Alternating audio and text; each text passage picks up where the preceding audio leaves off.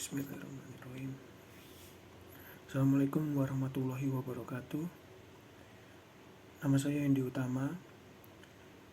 Saya di sini akan mempresentasikan tugas besar 2 mata kuliah Bahasa Indonesia dengan tema Bahasa Indonesia dalam Pembangunan Bangsa. Bahasa Indonesia mempunyai fungsi-fungsi tertentu yang digunakan berdasarkan kebutuhan seseorang. Karena dengan menggunakan bahasa, seseorang juga dapat mengekspresikan dirinya. Fungsi bahasa sangat beragam. Bahasa digunakan sebagai alat untuk berkomunikasi. Selain itu, bahasa juga digunakan sebagai alat untuk mengadakan integrasi dan beradaptasi sosial dalam lingkungan atau situasi. Bahasa adalah alat komunikasi bagi manusia baik secara lisan maupun tertulis. Dalam kehidupan berbangsa dan bernegara, bahasa memang sangat penting digunakan. Karena bahasa merupakan simbol yang dihasilkan menjadi alat ucap yang biasa dilakukan oleh masyarakat. Dalam kehidupan sehari-hari, hampir semua aktivitas kita menggunakan bahasa, baik menggunakan bahasa secara lisan maupun secara tulisan dan bahasa tubuh. Bahasa Indonesia juga dapat diartikan sebuah simbol atau lambang bunyi yang berfungsi sebagai alat komunikasi antara individu. Dengan dicetuskannya bahasa Melayu Riau sebagai bahasa Indonesia pada Sumpah Pemuda 28 Oktober 1928, perkembangan bahasa terus meningkat. Bahasa Indonesia memiliki kedudukan dan fungsi yang penting. Bahasa Indonesia berdiri sebagai lambang kebanggaan dan sebagai lambang identitas diri bangsa kita. Fungsi bahasa Indonesia sudah dibakukan. Pembakuan itu terjadi sejak dilaksanakan Seminar Nasional Bahasa dan Sastra Indonesia dan Daerah di Jakarta tahun 1975. Berdasarkan hasil seminar itu, disebutkan bahasa Indonesia berkedudukan sebagai bahasa nasional secara resmi dimulai tahun 1928, yaitu sejak Sumpah Pemuda.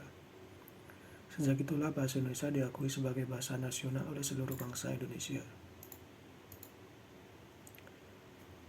Dalam kedudukannya sebagai bahasa nasional, bahasa Indonesia mempunyai 4 fungsi, yaitu yang pertama sebagai lambang kebulatan semangat kebangsaan Indonesia, yang kedua sebagai lambang identitas nasional, kemudian sebagai alat penyatuan berbagai masyarakat yang berbeda-beda latar, kebudayaan, kesukuan ke dalam suatu masyarakat nasional, dan yang terakhir sebagai alat berhubungan antar suku, antar daerah, dan antar budaya.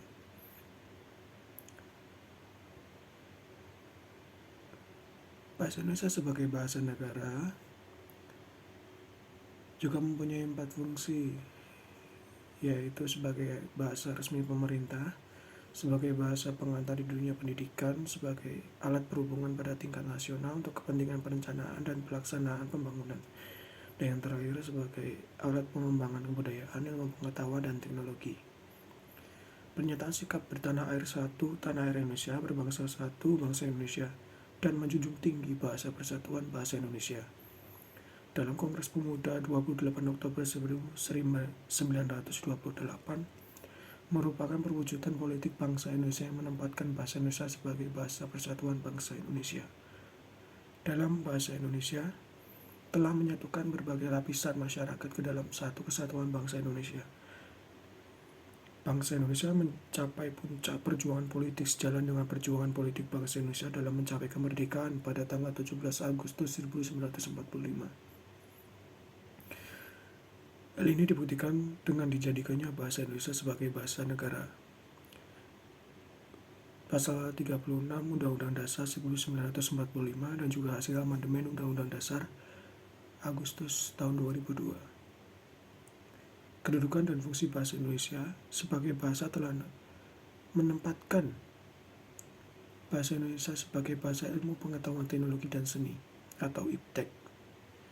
IPTEK berkembang terus sejalan dengan perkembangan yang terjadi dalam masyarakat bangsa Indonesia.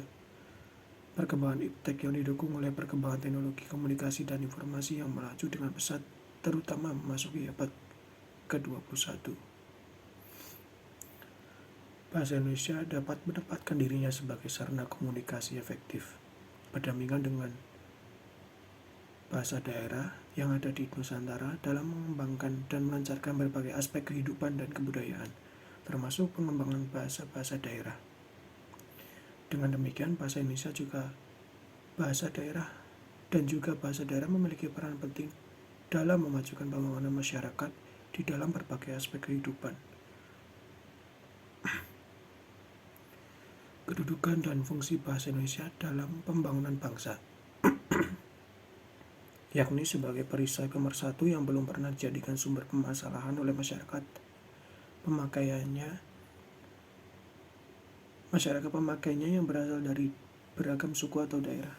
Selanjutnya, bahasa Indonesia juga berperan penting dalam pembangunan bangsa karena digunakan sebagai bahasa resmi kenegaraan dan memajukan pembangunan masyarakat dalam berbagai aspek kehidupan, terutama pendidikan. Maka dari itu, bahasa Indonesia sebagai bahasa ilmu pengetahuan, teknologi dan seni, yaitu bahasa Indonesia wajib digunakan sebagai bahasa pengantar di seluruh lembaga pendidikan. Sebagai konsekuensi memakai bahasa Indonesia sebagai bahasa pengantar di lembaga pendidikan tersebut, maka materi pelajaran yang berbentuk media cetak hendaknya juga berbahasa Indonesia.